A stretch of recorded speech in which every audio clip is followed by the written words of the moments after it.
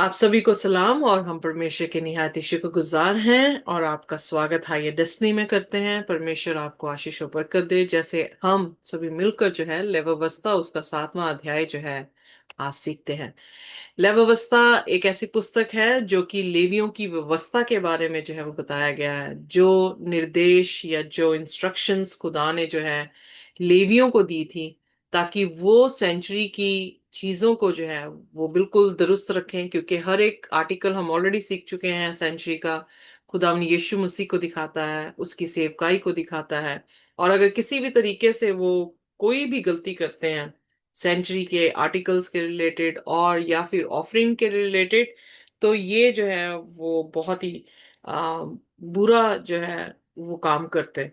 इसलिए खुदा ने जो है, हम ऑलरेडी देख चुके हैं कि खुदा ने उस मंदिर को अपनी महिमा से भरा, पर उस मंदिर में कोई भी उसके मंदिर के अंदर नहीं जा पाया जब तक कि उन्होंने खुदा की होम बलि को और मेल बलि को, अन्न बलि को, पाप बलि को और दोष बलि को समझा नहीं। क्यों ये बलियां जरूरी थी, हम ऑलरेडी सीख चुके हैं कि प्रभु यीशु मसीह ने किस तरह से हमें पाप से आजाद किया है, किस तरह से हमारा मिलाप पिता के साथ और इंसानों के बीच में उसकी सेवकाई से हुआ है। और ये चीजें जो हैं वो खुदावन खुदा की व्यवस्था को पूरा करता है। और इसलिए जब तक हम यीशु मसीह के बलिदान के द्वारा पिता के समीप नहीं आते हैं, हम नाश हो जाते हैं। इसलिए जब खुदा ने अपनी ग्लोरी पूरी वहां पर दी, जब हम निर्गमन उसके 40 अध्याय में आए, और फिर उसके बाद खुदा ने जो है मेमने का चढ़ावा जो है वो सिखाया उन्हें, और वो मेमना कोई और नहीं प्रभु यीशु मसीह का सेक्रीफाइस है हमारे लिए। और हमारे लिए वो पिता के दाहिने हाथ बैठा है ताकि हमारे लिए विनती कर सके। और दूसरी बात एक्सेसिबिलिटी है कि हम जो है वो खुदा को जो है वो अप्रोच कर सकते हैं, क्योंकि हमारा मेमना या खुदा का मेमना जो है हमारे लिए बलिदान हुआ है। आइए देखते हैं लेव्यवस्था उसका 7वां अध्याय है, उसकी पहली आयत से। पर इससे पहले कि हम पढ़े, आइए अपने सिरों को झुकाएंगे और हम प्रार्थना में जाएंगे। हमारे स्वर्गीय खुदावंद, हम आपके शुक्रगुजार हैं, धन्यवाद करते हैं खुदावंद कि आपके गहरे भेद आप हम पर नाजिल कर रहे हैं। आप हमें सिखा रहे हैं खुदावंद कि हम हमारा रिश्ता आपके साथ किस तरह से बरकरार होता है, और किस तरह से आपकी कुर्बानी ने ये मेल जो इंसान का खुदा के साथ होना चाहिए उस मेल को जो है वो मुकम्मल किया है। हम आपके शुक्रगुजार हैं आपके बलिदान के लिए, आपकी कुर्बानी के लिए, और आपके उन लोगों के एक एक कतरे के लिए जो हमारे लिए बहाया गया। हमारी गुनाह गलतियों को खुदावंद आप माफ कर दें। हम जैसे भी हैं आपके पास आते हैं और चाहते हैं प्रभु कि आप हमारे सभी पापों को माफ करते हुए अपने पवित्र आत्मा से हमें भर दें। और खुदावन आपका पाकरू आज हमसे बात करे, आप बोलें और हम सुने, आप पढ़ें और हम करते चले जाएं। आपका नाम मुबारक ठहरे। खुदावन हमारी जिंदगियों में आपका प्रकाशन इसी तरह से हर रोज जो है वो हम पर आता रहे। हम सभी को ब्लेस करें। इस प्रार्थना को हम यीशु के नाम से मांगते हैं, आमीन। आइए लेव्यवस्था उसका 7वां अध्याय और उसका पहला वचन। जी।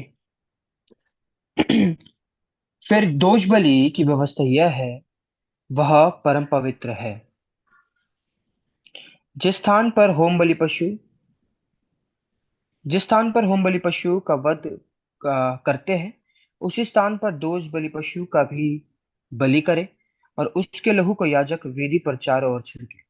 यहाँ पर भी हम देखते हैं कि जो होम बलि है यानी बर्ंट ऑफरिंग है, वो दोष बलि के साथ जो है यानी ट्रेसपास ऑफरिंग के साथ जो है वो चढ़ाई जाती है।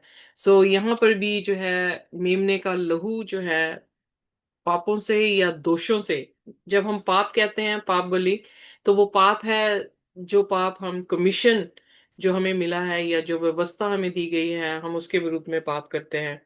ओमिशन मीन्स जो भलाई के काम, जैसे कि हम कल भी देख चुके हैं कि यकूब की पत्री उसके 4 की 17 आयत में इस तरह से बयान किया है कि अगर तुम जानते हो और तुम भलाई नहीं करते हो तो वो भी जो है वो पाप गिना जाता है। पर दोष की जब आप एक स्पेसिफिक चीज को जो है वो नहीं करते और आप पर किसी तरह से आप पकड़े जाते हैं, आप पर दोष लगाया जाता है, तो वो दोष ऑफरिंग या दोष बलि जो पशु की दी जाती है, वो उन पापों को भी जो है वो कैरी कर रहा है। सो इसका मतलब यहाँ पर हमारे दोषों को उठाने वाला कौन था, हमारे दोषों पे कुर्बान होने वाला कौन था, प्रभु यीशु मसीह हैं।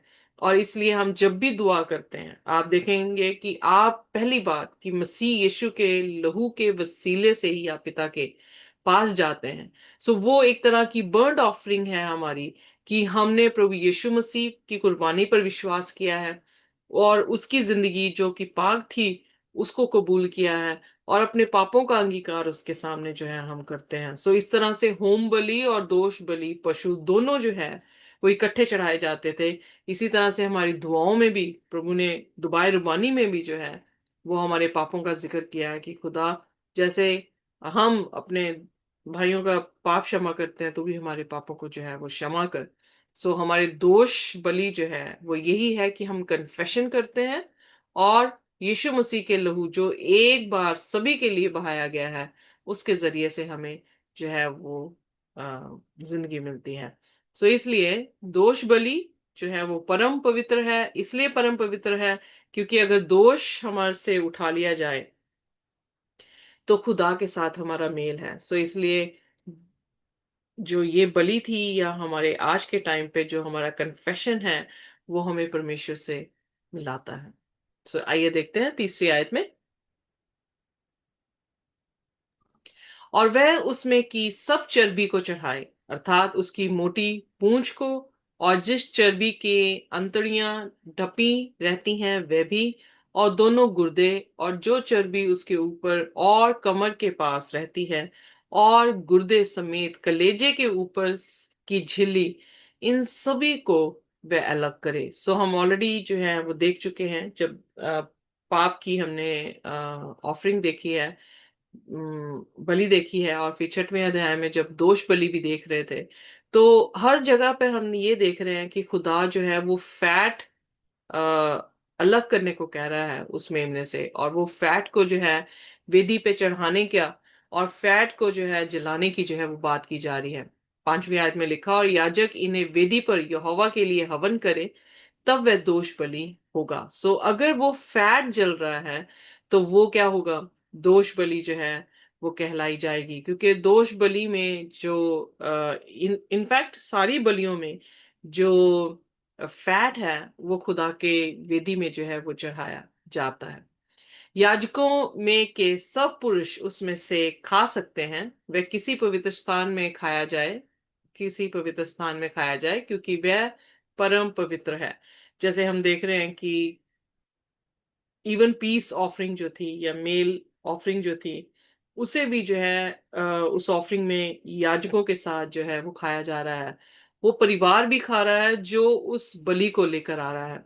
सो यहाँ पर जो दोष बलि है उसमें भी याजकों को खाने की जो है वो इजाजत थी। सो याजक जब खा रहे हैं तो हम ऑलरेडी देख चुके हैं कि वो जो पाप इंसान पापी इंसान से ट्रांसफर होके मेमने में गया है, और फिर मेमने से ट्रांसफर होके जो है वो किसमें, लेवी के ऊपर जो है आया है। सो हमारा महायाजक कौन है, जो हम इब्रानियों के साथ उसकी 24-25 में पढ़ते हैं, या उसकी चौथे अध्याय में हम पढ़ते हैं, तो वहां पर प्रभु यीशु मसीह हमारा महायाजक है। सो जब उसने एक मेमने के रूप में हमारे पापों को उठाया और क्रूस पे कुर्बान हुए हैं, और उसके बाद एक हाई प्रीस्ट की तरह जो है आसमान की बादशाहत में यानी होली प्लेस में जो है हमारे लिए विनती कर रहे हैं, तो वो पाप जो हमने किए हैं जब हम कन्फेस करते हैं तो वो किस में चले जाते हैं, प्रभु यीशु मसीह के कांधों पर जो है, या वो हमारे पापों को जो है वो उठा लेते हैं।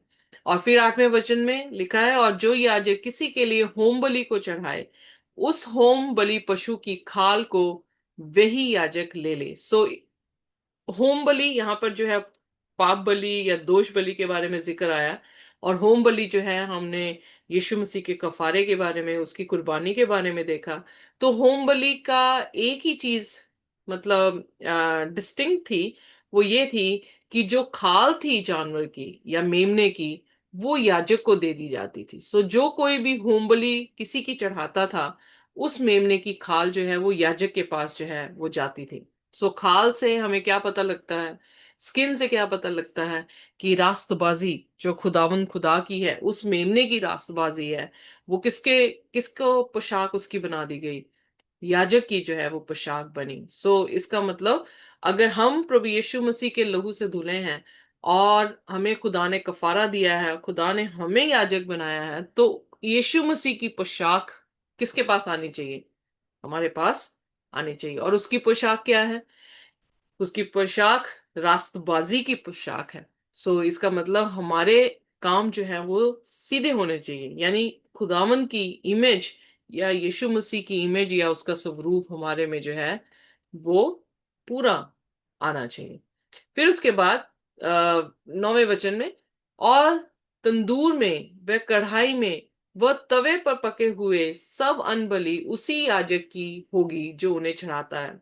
सो जिसकी भी ड्यूटी लगी होती थी, क्योंकि लेवियों का परिवार जो है वो हैकल के लिए काम करता था, तो उनकी ड्यूटीज लगी होती थी।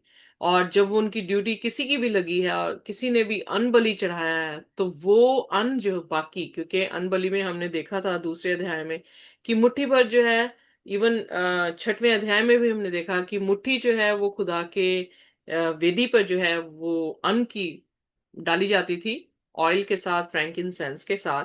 पर रेस्ट ऑफ जितना भी अन्न था वो याजक को जो है वो दिया जाता था। तो यहाँ पर भी जो है वही चीज कही गई है कि चाहे वो किसी भी तरह से तंदूर में, कढ़ाई में या तवे में बनाया हो अन्न, बेक किया हो केक, वो जो है वो याजक को जो है वो दिया जाता था। और 10वें वचन में, और सब अन्न बलि जो चाहे तेल से सने हुए हों चाहे रूखे हों, वह हारून के सब पुत्रों को एक समान मिले। सो अनबली का जो कंट्रीब्यूशन है वो लेवियों के घर का था, और खास करके हारून और उसके बच्चों में जो है वो समानता में जो है वो दिया जाता था।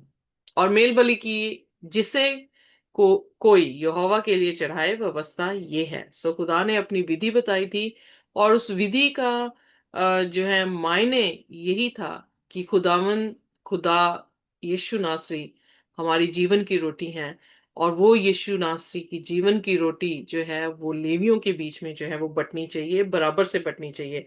अगर आप ध्यान दें तो 1 कुरिन्थियन जो है उसका 11वां वचन में आप देखेंगे कि पौलुस जो है वो रोटियों के बारे में जिक्र कर रहा है, और वो कोई आम रोटी के बारे में जिक्र नहीं कर रहा, बल्कि उसने जो है जिक्र खुदा के होली कम्युनियन के बारे में जो है यहाँ पे उसने बात की है। और जब वो बात कर रहा है तो उसने ये कहा कि इसे इस तरह से मत खाओ कि जैसे भूखे खाते हैं, कि आप भूखे हैं और आप उसे खा लेते हैं।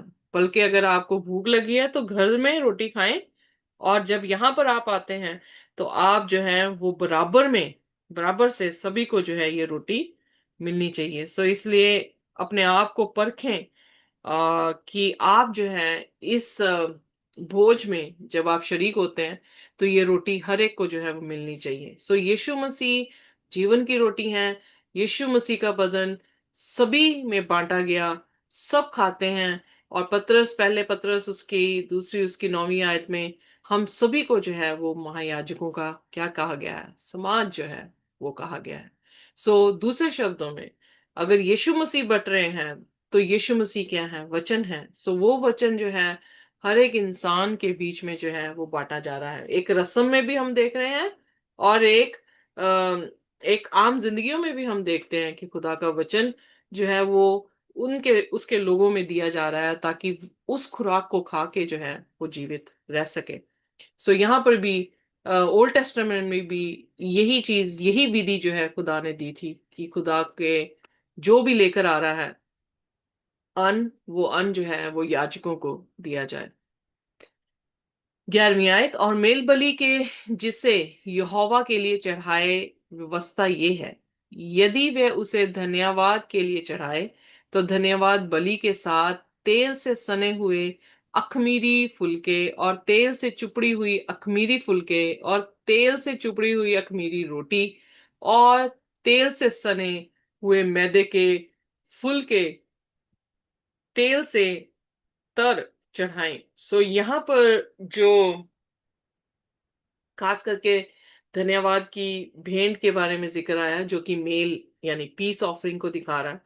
जब पीस ऑफरिंग चढ़ाई जाए तो वो धन्यवादी की भेंट जो है मानी जाए। और स्पेशली उसकी जो ग्रेन ऑफरिंग है, ग्रेन ऑफरिंग के बारे में जो यहाँ जिक्र आया है कि आटा होना चाहिए। और आटा जो है वो जो भी चाहे कढ़ाई में पकाया हो, तवे में पकाया हो, या किसी भी तरह से पकाया जा रहा है, वो तेल से जो है वो सना होना चाहिए।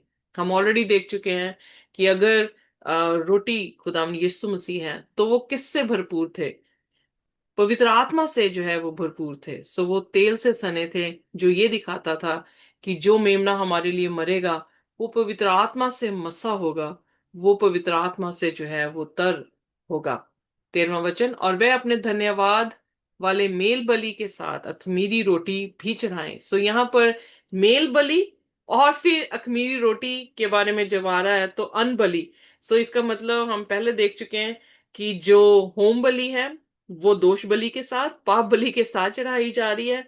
और यहाँ पर जो हम देख रहे हैं कि जो धन्यवाद की भेंट है वो मेल बलि के साथ जो है चढ़ाई जा रही है, यानी ग्रेन ऑफरिंग जो है वो पीस ऑफरिंग के साथ जो है वो चढ़ाई जा रही है। और स्पेशली अखमीरी रोटी का जिक्र जो है वो बार बार आ रहा है, क्योंकि जो खमीर है वो पाप को दिखाता है। जो पहला कुरिन्थियन उसकी 5 की 18 है शायद, अगर मिस्टेक ना करूं, पर 5वें अध्याय में जो है अखमीर जो है वो पाप रहित है, और खमीर जो है वो पाप को दिखाता है। सो इसलिए जो भी हम बलिदान चढ़ा रहे हैं, अपने जीवन का, अपने धन्यवादी का, अपने जीवते शरीरों का, पवित्र और परमेश्वर को भावता हुआ, तो वो भावता हुआ जो सेक्रीफाइस है हमारा, वो कोई और नहीं बल्कि पाप रहित होना चाहिए। और पाप क्या है? खुदा की व्यवस्था को तोड़ना, और जो भलाई का काम हम जानते हैं कि हमें करना चाहिए पर हम नहीं करते हैं, उसे जो है बाइबल पाप कहती है। फिर 15वीं आयत, और जुड़ाई 14वीं आयत, और ऐसे एक एक चढ़ावे में से वह एक एक रोटी यहोवा को उठाने की भेंट करके चढ़ाए, वह मेल बलि के लहू के छिड़कने वाले याजक की होगी। सो यहाँ पर जो मेल बलि और अन्न बलि जो है चढ़ा रहे हैं, जो याजक वहां पे ड्यूटी पे है, वो चीजें जो है वो उसकी जो है वो होंगी।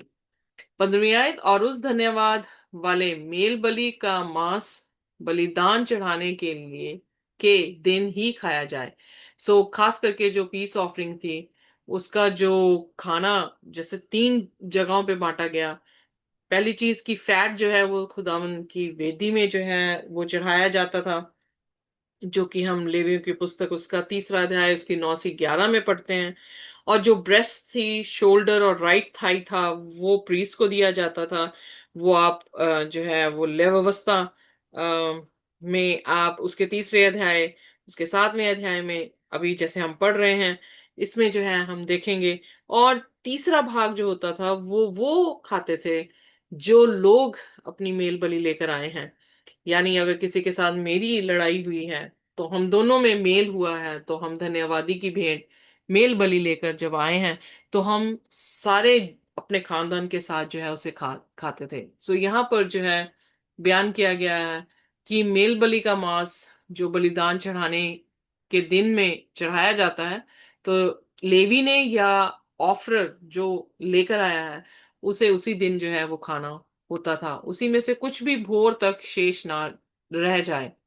पर यदि उसके बलिदान का चढ़ावा मन्नत व स्वेच्छा का हो, यानी जो उसने कवनेंट बांधी हो, या स्वेच्छा, I am sorry give me a minute, vow vow ली हो, या फिर वो वॉलंटियर सेवा हो, उसकी अपने दिल से हुआ कि उसने देना है धन्यवाद, तो उस दौरान जो है वो खाना जो है वो 2 दिन तक जो है वो खाया जा सकता था। सो यहाँ पे लिखा है उसके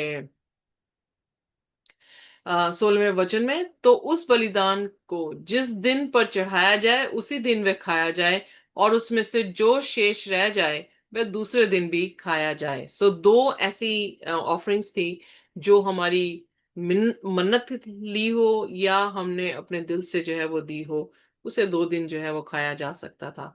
परंतु 17, जो कुछ बलिदान के मांस में से तीसरे दिन तक रह जाए वह वह आग में जला दिया जाए। सो यहाँ पर जो मेल बलि है वो तीसरे दिन जो है वो नहीं खाई जाती थी।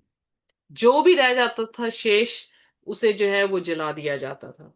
अगर आप देखें लॉर्ड सपर में, मुझे नहीं पता कि बाकी चर्चेस में, पर मैंने जहां जहां पे भी चर्चेस में गए हैं, मैंने देखा है कि जब भी रोटी या सीरा बच जाता है तो उसे पास्टर जो है वो सारा का सारा जो है वो खा लेते हैं। पर असल दर होली कम्युनियन जो है उसका शेष रहा हुआ अकॉर्डिंग टू ओल्ड टेस्टामेंट जो है वो तीसरे दिन तक नहीं रहना चाहिए। ये एक डिफरेंट है, बट हम ऑलरेडी सीख चुके हैं कि उसे जो है आग में जलाने के लिए जो है वो खुदा ने कहा है। सो एडवेंटिस्ट चर्च जो है वो बहुत अच्छी तरह से इस चीज को, क्योंकि यीशु मसीह नई वाचा के साथ अपनी बदन को तोड़ते हुए अपना बदन और अपना लहू हमें देते हैं, तो उन्हें जो है वो दफन किया गया था। तो जितनी भी रोटी या सीरा बचता है उसे जो है वो दफन कर दिया जाता है, उसे खाया नहीं जाता है।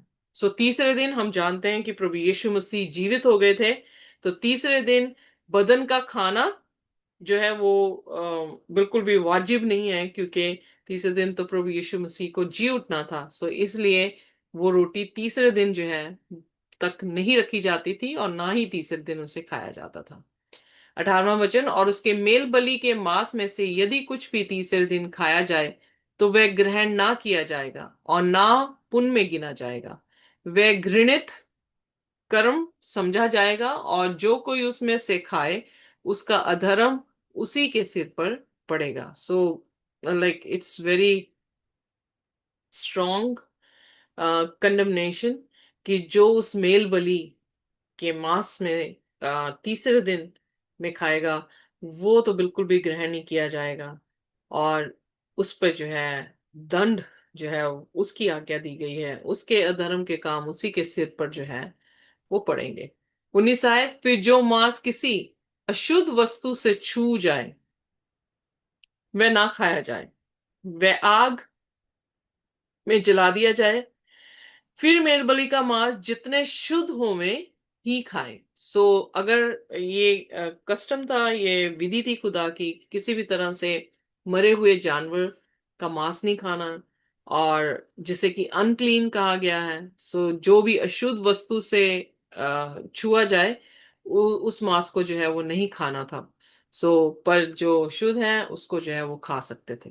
परंतु जो अशुद्ध हो वह यहोवा के मेल बलि के मांस में से कुछ खाए, वह अपने लोगों में से नाश वह अपने लोगों में से नाश किया जाए।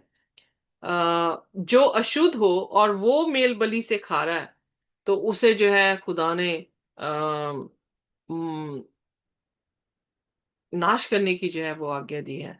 सो ये सेक्रामेंट्स या ये जो विधियां थी वो विधियां प्रभु यीशु मसीह के स्वरूप को जो है दिखा रही हैं, प्रभु यीशु मसीह की मिनिस्ट्री को जो है वो दिखा रही हैं। और जो तीसरे दिन खा रहा है वो ये दिखा रहा है कि यीशु मसीह दोबारा जिंदा ही नहीं हुए। सो इसलिए आई थिंक कि ये जो 3 दिन का मांस को ना खाना और अशुद्ध लोग उसे छू कर खाएं तो वो नाश हो जाएं, तो यकीनन हमें ये देखने को मिलता जो टर्म है अशुद्ध, जो कि पाप से भरा हुआ इंसान है, और उस मांस को जो कि मेल बलि को दिखा रहा है, जो कि यीशु मसीह की मिनिस्ट्री है। और अगर वो जानते हुए भी, जैसे भलाई जानते हुए भी हम नहीं करते, तो वो क्या गिना गया है? पाप गिना गया है, और पाप की मजदूरी यकीनन जो है वो क्या है? मौत है।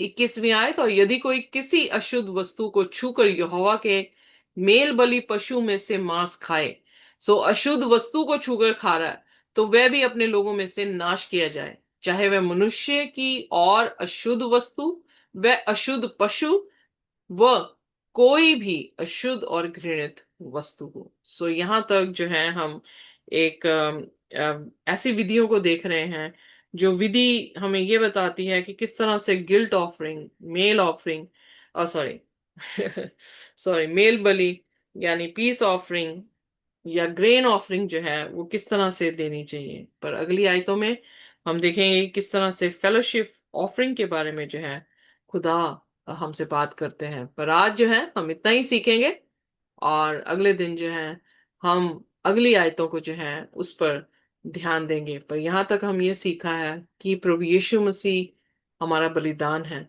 और जैसे उसके कलाम की बातें हैं, जैसा वो हमें कहता है करने के लिए अगर हम करते हैं तो खुदा हमें आशीष देंगे। अगर हम उन चीजों पर विश्वास करते हैं, इसीलिए यूहन्ना 3:16 में लिखा, परमेश्वर ने जगत से ऐसा प्रेम किया, उसने अपना इकलौता पुत्र दे दिया ताकि जो कोई भी उस पर विश्वास करे वह नाश ना हो बल्कि हमेशा का जीवन पाए। जिसके पास पुत्र है उसके पास जिंदगी है। और फिर बाइबल में लिखा, अगर तुम मुझसे प्रेम करते हो तो मेरी आज्ञाओं को मानो, क्योंकि वो किसी भी तरीके से खुदावंद के गॉस्पल को चेंज नहीं करेगा, खुदा के स्वरूप को चेंज नहीं करेगा, बल्कि जो खुदा के वचन में लिखा अगर हम वैसे करते हैं तो वो यकीनन ये दिखाता है कि हमने मसीह यीशु पर विश्वास किया है, उसकी कुर्बानी पर विश्वास किया है, और उसकी सेवकाई पर विश्वास किया है, और उसका स्वरूप हम जो है बनना चाह रहे हैं, ताकि जैसा वो था वैसे हम भी जो है वो बन सकें। तो खुदा हमें आशीष और बरकत दे, और खुदा हमें ताकत और कुवत दे, ताकि हम खुदा की बातों को किसी भी तरह से अशुद्ध ना करें, बल्कि शुद्ध होते हुए जो है अपने आप को भी अर्पण करें, अपनी सेवकाई को भी अर्पण करें, ताकि खुदा हमारी सेवकाई को जो है वो कबूल कर सके। सो आइए अपने सिरों को झुकाएंगे और प्रार्थना में जाएंगे। कोई भी जन जो है वो हमारे लिए प्रार्थना कर सकता है। आइए हम प्रार्थना करें। हम मसीह के खुदाबंद, आपकी महिमा हो और आपके नाम को लेते हैं। धन्यवाद खुदाबंद, एक और एक अवसर देने के लिए, ताकि हम बैठकर आपके कलाम की बातों से आपकी आवाज़ को सुन सके और इसमें बढ़ते जाए। खुदाबंद आपकी महिमा हो। धन्यवाद खुदाबंद, जो आपने खुदाबंद आपके कलाम से हमें बातों को बताया है, और हर एक वचन में खुदाबंद यीशु मसीह आपकी पहचान, आपके विषय में, आपके बारे में यीशु मसीह आप हमें देख पड़ते हैं, और आपकी गहराइयों को हम जान पाते हैं। खुदाबंद आपका धन्यवाद हो। खुदाबंद जो कुछ हम जानते हैं, जो कुछ हम समझते हैं, हम और आप हर एक से आपके लिए, आपकी उस पूरी पिक्चर में दिखाते हैं। खुदा आपकी महिमा हो। हमारा हमारा जीवन खुदा। आमीन। खुदा की शांति और उसका अनुग्रह हमारे साथ जब तक हम यीशु मसीह को दोबारा ना देख लें इसी तरह से जो है वो बना रहे। आमीन।